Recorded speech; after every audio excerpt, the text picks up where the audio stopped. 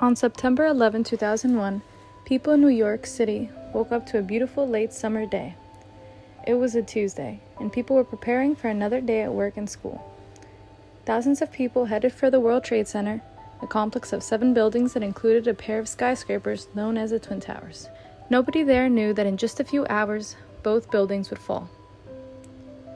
People who live in New York are used to seeing and hearing airplanes flying overhead. But on the morning of September 11, people stopped in the streets and looked up. The sound of an approaching airplane was too loud, and the plane seemed to be flying too low. To the horror of the people watching below, the airplane flew straight into one of the Twin Towers of the World Trade Center. American Airlines Flight 11 hit the North Tower at 8:46 a.m. The impact of the crash tore a hole that stretched from the 93rd to the 99th floor of the building. Smoke and flames poured out of the tower.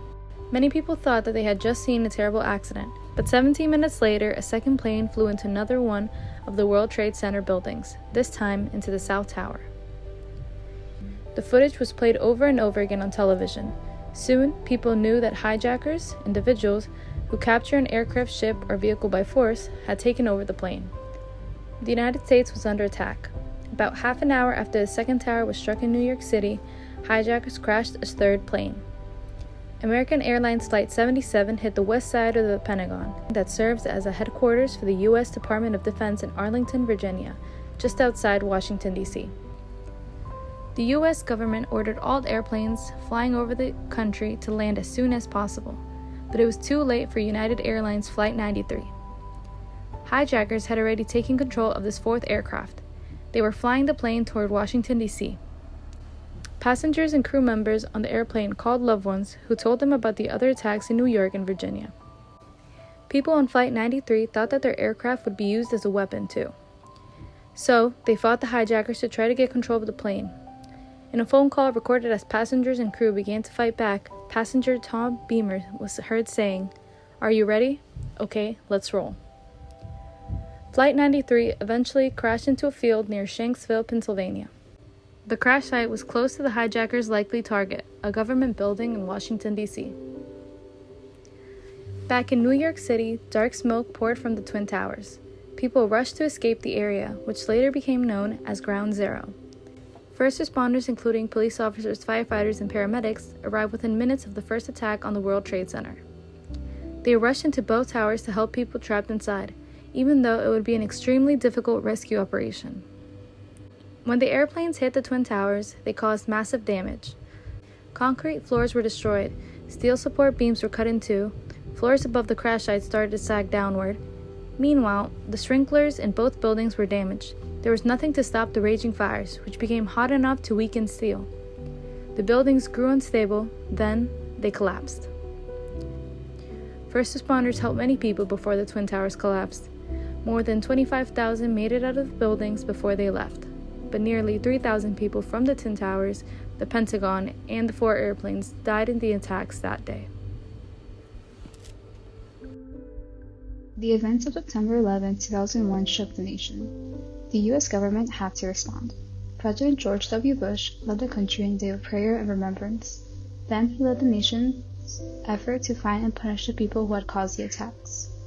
A terrorist group based in Afghanistan, a country in the Middle East called Al-Qaeda, claimed responsibility for the 9/11 attacks. Their leader was Osama bin Laden. Al-Qaeda and bin Laden considered the United States to be their enemy, which is why the hijackers used the planes to attack important U.S. buildings. In total, 19 hijackers took over the 4 planes that crashed on 9/11.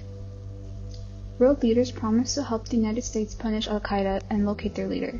In October 2001, the United States and its allies started military actions in Afghanistan, searching for members of Al-Qaeda who worked with bin Laden to plan and carry out the 9/11 attacks.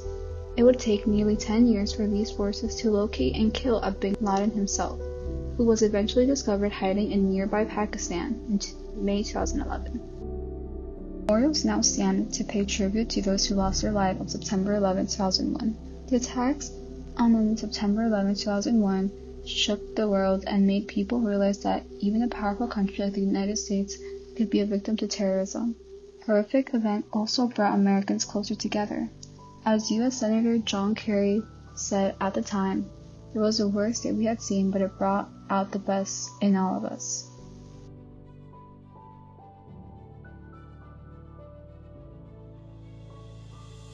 Good morning, Bogota High School. I'm Alyssa Ramirez. Today is Monday, September 11th, 2023.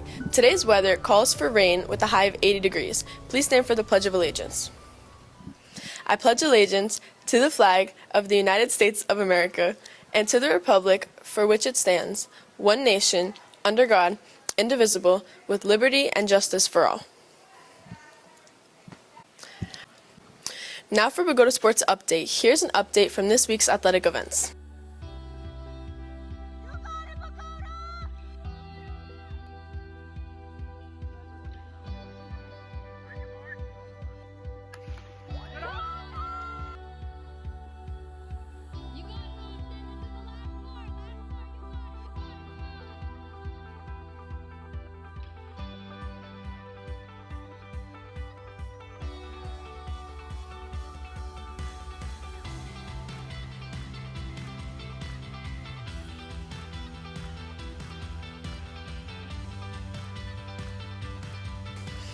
Here's a look at this week's athletic schedule. Best of luck to all of our coaches and athletes. Hey teachers and club advisors, do you need an announcement made on the morning show? Please send all announcements to prockford@bogotaboe.com to ensure that your announcement makes it on the morning show. Thank you for watching our morning show. We hope to see you on Tuesday, and as always, have a great Bogota Buck Day.